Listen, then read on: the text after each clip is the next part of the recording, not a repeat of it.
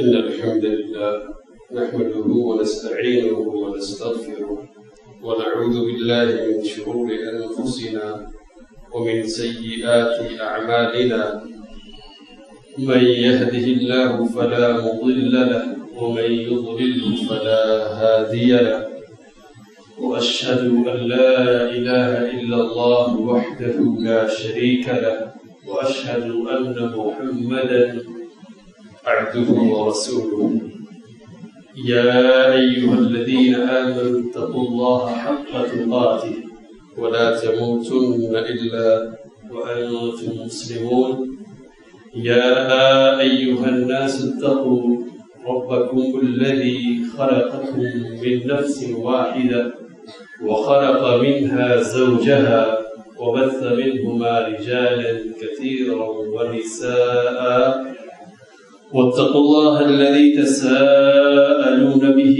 والأرحام إن الله كان عليكم رقيبا يا أيها الذين آمنوا اتقوا الله وقولوا قولا سديدا يصلح لكم أعمالكم ويغفر لكم ذنوبكم ومن يطع الله ورسوله فقد فاز فوزا عظيما أما بعد فإن خير الحديث كتاب الله وخير الهدي هدي محمد صلى الله عليه وسلم وشر الأمور محدثاتها وكل محدثة بدعة وكل بدعة ضلالة وكل ضلالة في النار.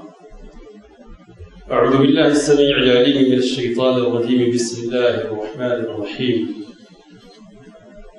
ولينصرن الله من ينصره. وقال عز وجل إن ينصركم الله فلا غالب لكم وإن يخذلكم فمن ذا الذي ينصركم من بعده وعلى الله فليتوكل المؤمنون. رب اشرح لي صدري ويسر لي أمري واحلل عقدة من لساني يفقهوا قولي. سبحانك لا علم لنا إلا ما علمتنا إنك أنت العليم الحكيم. ساری تعریفیں ہر قسم کی بڑائی اور کبریائی اللہ وحدہ لا شریک کے لیے لائق و زیبا ہے. درود و سلام کا نزول اللہ کے تمام نبیوں اور رسولوں پر خصوصیت کے ساتھ آخری نبی جناب محمد رسول اللہ صلی اللہ علیہ وسلم. محترم بزرگ اور دوستوں، اس وقت عالمی سطح پر امت مسلمہ ایک خاص قسم کی بے شعری اور اضطراب کی زندگی جینے پر مجبور ہے. یہ خاص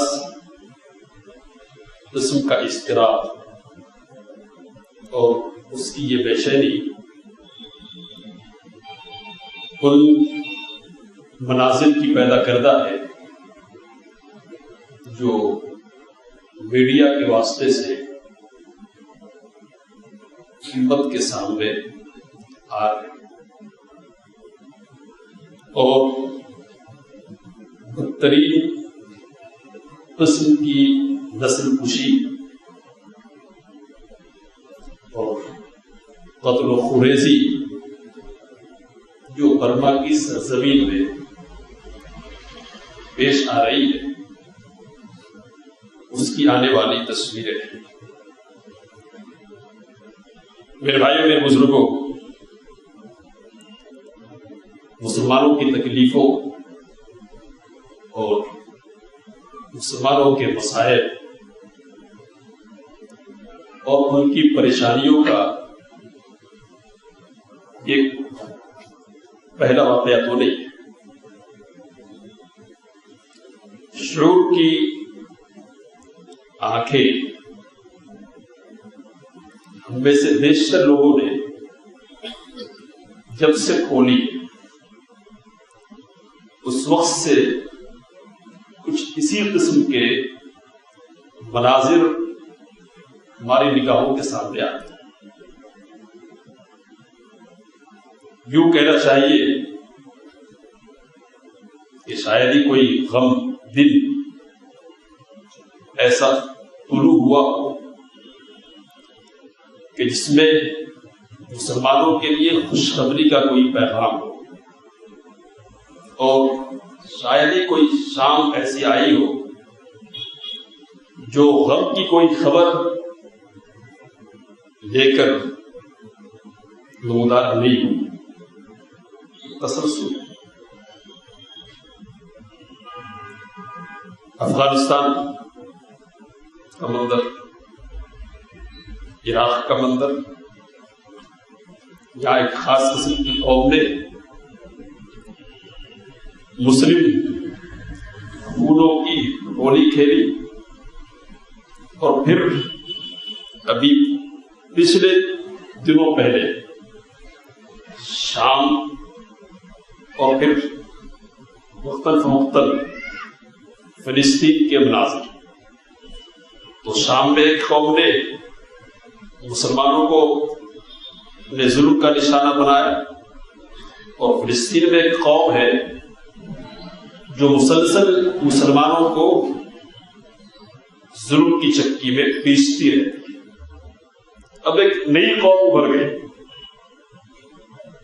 نئی قوم کہ جو مسلمانوں کے خلاف گویا کہ آگ بن گئی، اور تیور سے ایسا معلوم ہوتا ہے کہ بس جلا کر مسلم قوم کو بھسم کر دینا چاہتے۔ آگ کی خوفناکی جیسی ہو سکتی ہے اسی قسم کی خوفناکی کے مناسب تو آگ بخشتی نہیں ہے۔ آگ خطرناک قسم کا معاملہ کسی کے ساتھ کرتی ہے تو ویسے ہی بنا کر جانوروں کے ساتھ بھی جیسا سلوک نہیں کیا جائے ویسا سلوک، تو ایسے مناظر میں یہ فطری بات ہے کہ مسلمان سوچنے پر مجبور ہو کہ یہ جو حالات ہیں ان حالات میں تبدیلی کیوں نہیں آتی، اور اللہ تعالی کی طرف سے کسی مدد کا نزول کیوں نہیں ہوتا ہے، اللہ مسلمانوں کے لیے کافی کیوں نہیں ہو رہا۔ اس قسم کے سوالات ذہن میں پیدا ہوتے ہیں۔ بہت سارے وہ لوگ بھی ہیں جو ڈگمگا جاتے ہیں اور ان کی زبانوں پر کچھ اسی قسم کے کلمات آ جاتے ہیں جو کلمات مدینہ کے منافقین کی زبانوں پر آئے تھے کہ ما وعدنا اللہ ورسولہ الا غرورا، اللہ اور اس کے رسول صلی اللہ علیہ وسلم کا جو وعدہ ہے وہ صرف دھوکے پر مبنی ہے، کوئی مدد نہیں ہے اور کوئی نصرت نہیں ہے، جو کچھ کرنا ہے ہم ہی کو کرنا ہے، تو کچھ یہ لوگ ہیں۔ لیکن میرے بھائیوں میرے بزرگوں عمومی طور پر جو ہے وہ یہ کہ نگاہیں متوجہ ہوتی ہے آسمان کی طرف، دل متوجہ ہوتا ہے رب کی مدد کی طرف، اور خواہش اور تڑپ اس بات کی جنم دیتی ہے کہ رب کی مدد آنی ہی چاہیے، آنی چاہیے۔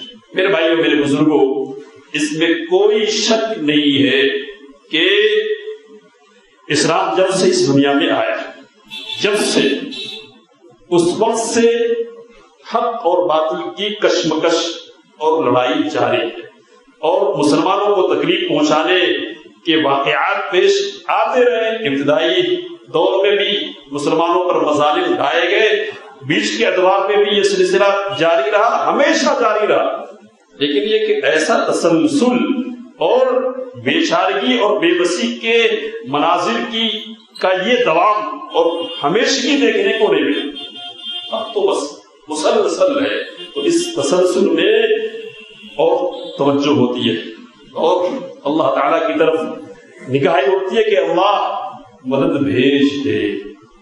میرے بھائیوں میرے بزرگوں، اس میں کوئی شک نہیں ہے کہ مدد اللہ ہی کے پاس ہے، مدد اللہ ہی کرنے والا ہے، یہ ہمارا یقین ہے اور ہمارا ایمان ہے۔ اللہ نے کہا وَمَن نَّصْرُ إِلَّا مِنْ عِنْدِ اللَّهِ، مدد تو اللہ تعالی ہی کی طرف سے آنے والی ہے، اور کہا يَنْصُرْكُمُ اللَّهُ فَلَا غَالِبَ لَكُمْ، اگر اللہ تمہاری مدد کرتا ہے تو کوئی تم پر غالب آنے والا نہیں ہے۔ وَإِن يَخْذُلْكُمْ فَمَن ذَا الَّذِي يَنْصُرُكُم مِّن بَعْدِهِ، اور اگر وہ بے یار و مددگار تم کو چھوڑ دیتا ہے اور اپنی مدد کا ہاتھ تم سے کھینچ لیتا ہے، تو کون ہے جو تمہاری اس کے بعد مدد کر سکے؟ کوئی مدد کرنے والا نہیں ہے، اللہ ہی مدد کرنے والا ہے۔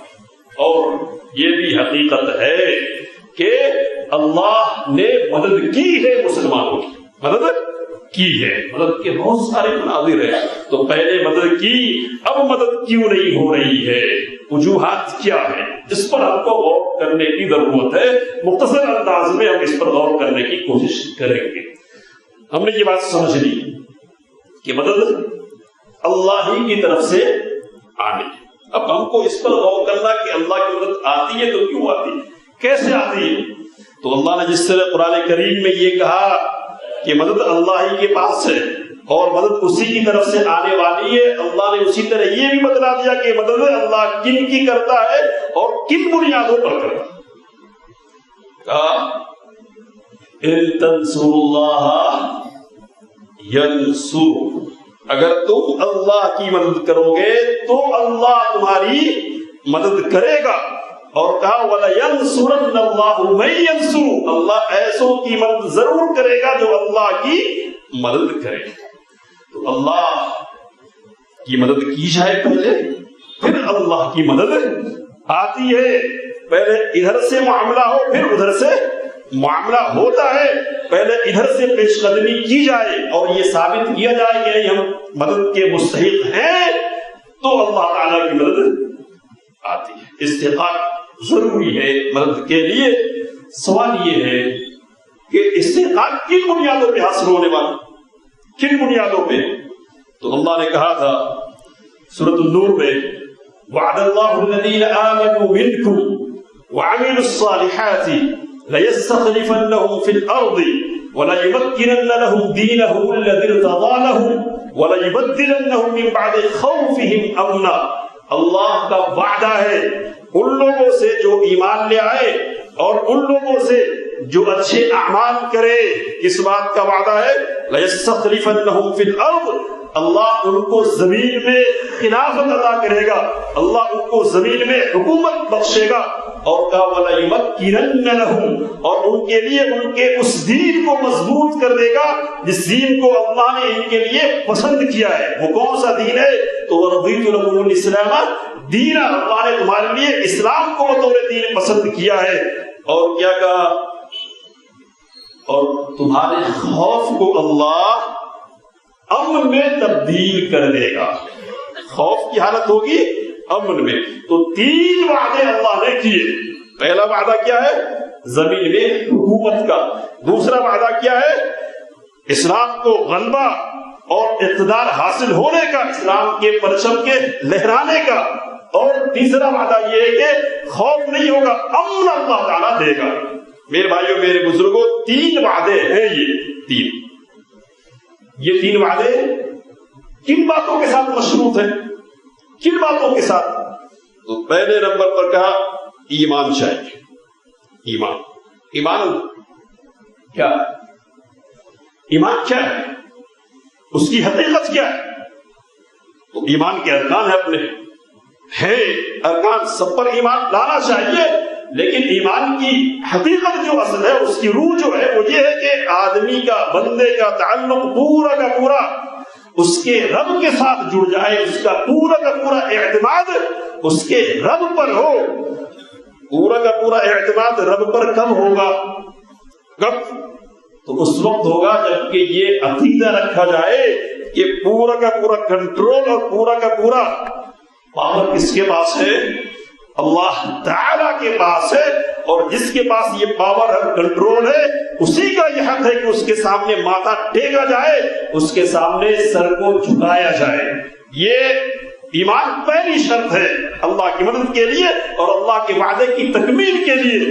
میرے بھائیوں، میرے بزرگوں، حالات برے پیش آتے، بے چینی پیدا ہو جاتی ہے، ہم اضطراب کی کیفیت سے دوچار ہو جاتے ہیں اور مختلف قسم کی حرکتوں کا صدور ہماری طرف سے ہوتا ہے، اور بے چارگی اور بے کلی کی حالت میں نفسیاتی اعتبار سے کئی قسم کی حالتیں ہم پر طاری ہوتی ہے۔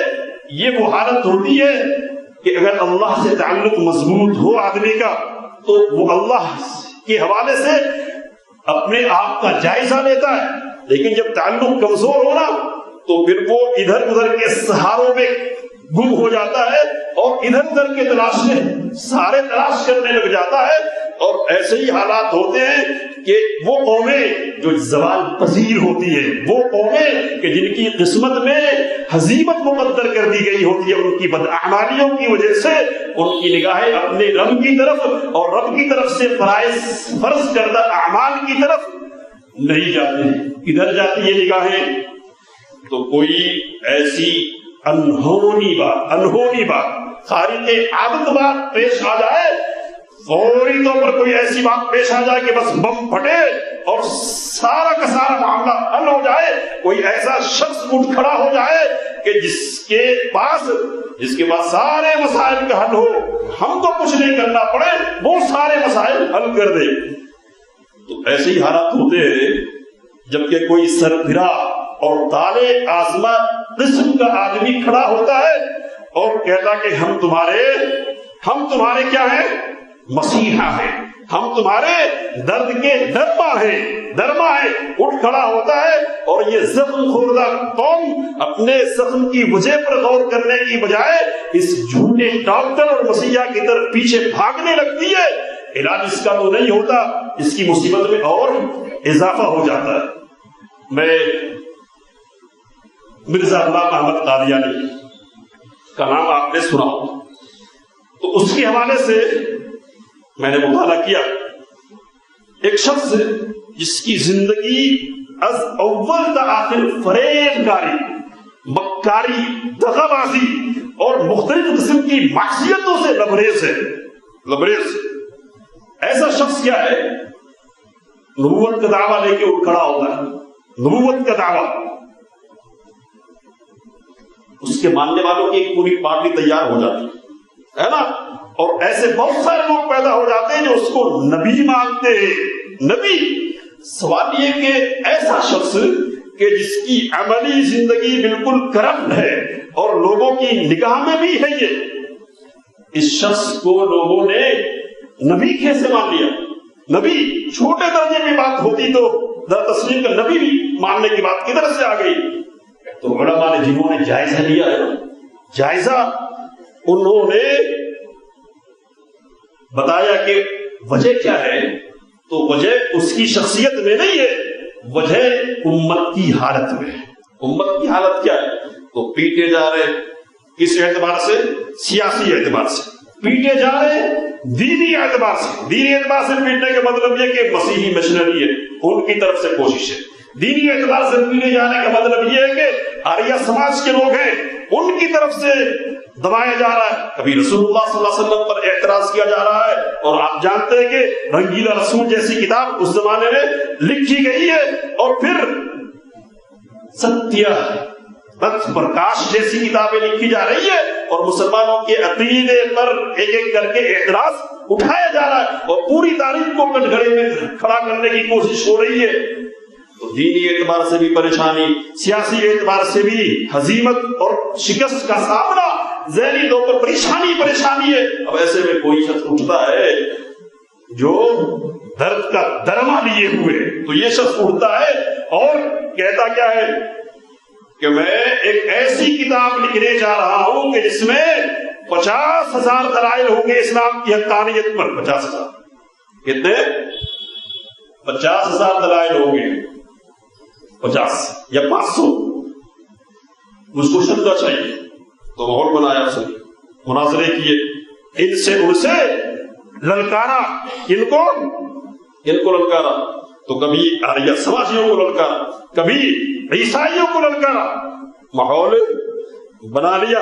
اور جب دیکھا کہ لوگوں کی توجہ ہو گئی ہے تو پھر کھیل کھیلا اس نے، تو لوگوں نے سمجھا کہ درد کا درمان آ گیا، مسیح آ گیا ہے، لپ کے اس کی طرف۔ اور ایک بڑی تعداد نے کیا کر لیا، اس کو مہدی بھی مان لیا پہلے، اور پھر مسیح موعود بھی مان لیا، اور پھر آخر میں رسول بھی مان لیا۔ میرے بھائیوں، میرے بزرگوں، مان لینے کے بعد کیا ہے؟ تو امت کی آزمائش پہلے سے کم کیا تھی، اب ایک نئی آزمائش پیش آ گئی۔ میں کیا کہنا چاہ رہا ہوں، تو وقت چونکہ کم ہے اس لیے اصل بات کی طرف آتا ہوں۔ مصیبت کے حالات میں جب اللہ سے تعلق کمزور ہو ہمارا نا، تو ادھر ادھر کے سہارے ڈھونڈنے لگ جاتے۔ میں نے پچھلے ہفتے اشارہ کیا تھا، اور اب ذرا کھل کے بات کہتا ہوں۔ میڈیا پر بحث اور مباحثے کا سلسلہ جاری ہے، مختلف قسم کی اطلاعات آ رہی ہے، اور مسلمان ہے کہ کچھ انہونی ہونے والی ہے، اس کے انتظار میں ہے۔ انہونی کیا ہونے والی؟ تو برما کی سرزمین پر ترکی کی فوج اتر گئی ہے، اب بدھسٹوں کی خیر نہیں ہے، اور یک نشد دو شد، تو یہ صرف ترکی والے نہیں ہے بلکہ اور کون ہے؟ تو اب ایران بھی تال ٹھوک رہا ہے، اور وہ بھی میدان میں آ گیا۔ اب ہمارے دو مسیحا آ گئے، اب کیا کرنا ہے ان کو؟ تو میں نے دیکھا، اپنے تجربے کی بنیاد پہ کہہ رہا ہوں کہ دعاؤں کے لیے درخواستیں جو لوگ کر رہے تھے نا، اب وہ بھی خوشی سے بدل رہا، گویا کہ دعا کی بھی ضرورت نہیں رہے گی، پہلوان تو آ گئے۔ میرے بھائیوں، میرے بزرگوں، مسیحائی کوئی کرنے والا نہیں ہے، جو اصل مسیحا ہے نا اس سے دور کرنے کی بات ہے۔ میں یہ کہنا چاہتا ہوں، میں نے پچھلے ہفتے بھی بات کی تھی اشارے میں یہ کہنا چاہتا ہوں کہ شام کی سرزمین پر ہزاروں لاکھوں سنیوں کو تہہ کرنے والا ملک، اور ذرا سی بھی مذمت کے کلمات اپنی زبان پر نہیں لانے والا ملک، اور عراق میں لاکھوں سنیوں کی قبریں تیار کرنے والا ملک، آپ کا مسیح اور آپ کا ہمدرد کیسے ہو گیا؟ تو جب اللہ سے تعلق کمزور ہو جاتا ہے نا، تو بصیرت کمزور ہو جاتی ہے، آدمی کی مت ماری جاتی ہے، سوچنے اور سمجھنے کی صلاحیت ختم ہو جاتی ہے، اور دوست اور دشمن کا فرق اور امتیاز ذہنوں سے مل جاتا ہے۔ دراسی پیٹ تھپا دی، اچھے الفاظ استعمال کر دیے، بس ہم خوش ہو گئے۔ کیوں ہوتا ہے؟ اللہ سے تعلق کے کمزور ہونے کی بنیاد پر۔ میں نے پچھلے ہفتے کہا کہ جو توحید کا دشمن ہو وہ اہل توحید کا دوست کبھی ہو ہی نہیں سکتا۔ وہ تو یہی چاہے گا کہ اہل توحید کو کیا کیا جائے، تو اندر کی باتیں اللہ کو معلوم ہے کہ کیا ہے، لیکن یہ بھی ہے کہ پیچھے سے پیٹ پر دبانے کی بات ٹھیک کر رہے ہیں، ٹھیک، اور اوپر سے کیا ہے، اوپر سے یہ سب کچھ کیوں ہو رہا؟ یہ سب کچھ اس لیے ہو رہا ہے کہ وہ کہ جن کے پاس جیسے بھی انداز میں توحید ہے، اللہ سے تعلق کا عنوان ہے، ان کو بدنام کیا جائے۔ میں یہ دیکھتا ہوں کہ کوئی پوسٹ ایسا آتا ہے جس میں یہ بتایا گیا ہو کہ ایران نے ایسا کر دیا۔ مثال دیتا ہوں، کل کی بات ہے کہ واٹس ایپ پہ کیا ہے کہ شیعی ڈاکٹروں نے سنیوں کے علاج کی ذمہ داری لے لی ہے ایران، ہے نا؟ تو ہمارے ایک اور ساتھی لکھتے ہیں کہ اب تو آل سعود کو، کیا لکھتے ہیں؟ اب تو آل سعود کو میانمار میں نہیں جانے کا گویا کہ جواز مل گیا ہے۔ آپ کو بات نہیں سمجھ میں آ رہی، لیکن بات کیا ہے یہاں کہ اب وہ کہیں گے کہ جہاں شیعہ چلے گئے ہم وہاں کیسے جائیں گے، تو اب ہم کو جواز مل گیا ہے نا۔ آل سعود، اور پھر گانے کے الفاظ ہے میں نے کہا کہ ان کو نہیں لانے کا جواز مل گیا وہاں، اور آپ کو کہنے کا جواز مل گیا. وہ جو محبت ہے سینوں میں چھپی ہوئی اور شیعیت نوازی کا یہ جو جراثیم ہے نا، جس کو کھولنے سے پورے طور پر ڈر لگتا ہے، اب وہ کھل کے آ جائیں گے. دیکھو کون ہے ہیرو، کون ہے اسلام کا اصل ہمدرد. تو جس کے پاس اسلامی نہیں ہے اور جس کی پوری تاریخ کیا ہے اسلام دشمنی کی ہے، وہ اسلام کا ہمدرد کیسے ہو جائے گا؟ کیسے؟ تو یہ ساری باتیں آتی ہمارے سامنے، ہم کو تکلیف پہنچتی ہے، تکلیف. اور میں یہ کہتا ہوں کہ برما کے مسلمانوں کو تکلیف پہنچ رہی ہے نا، تو جتنی تکلیف برما کے مسلمانوں کی تکلیف سے ہم کو تکلیف پہنچتی ہے، اس سے کہیں بڑھ کر تکلیف اس بات سے پہنچتی ہے کہ ہمارے مسلمان، ہمارے بھائی ایسوں کو اپنا مسیحا سمجھنے لگ جائے کہ جنہوں نے ان کے سینے میں، ان کی پیٹھ پر ہمیشہ چھری ہوتی ہے. اور شام کیسے بھول سکتے ہیں ہم؟ عراق کو کیسے فراموش کر سکتے ہیں؟ لاکھوں لوگ کدھر چلے گئے؟ ان کی قبریں آپ جا کر دیکھ لو، قبریں ہی قبریں ہیں. سنیوں کا نام و نشان میل دیا گیا ہے. میرے بھائیوں، میرے بزرگوں، درد کا درمان صرف کون ہے؟ اللہ ہے. مسیحا ہمارا کون ہے؟ اللہ ہے. اور اللہ مسیحا بن کر کب آئے گا؟ اللہ نے کہا وَلَيَنْصُرَنَّ اللَّهُ مَن يَنْصُرُ، اللہ ان لوگوں کی ضرور مدد کرے گا جو اللہ کی مدد کرے. تو اللہ کی مدد کیا ہے؟ اللہ کے دشمنوں سے دوستی کرنا ہے. اللہ کے دشمنوں سے دوستی اللہ کی مدد نہیں ہے. اور لڑائی اور دشمنی کی بنیاد کیا ہے کہ ہم نے اسلام کا نام رکھ لیا ہے، مسلمانوں کا نام یہ ہے. دشمنی کی بنیاد کیا ہے؟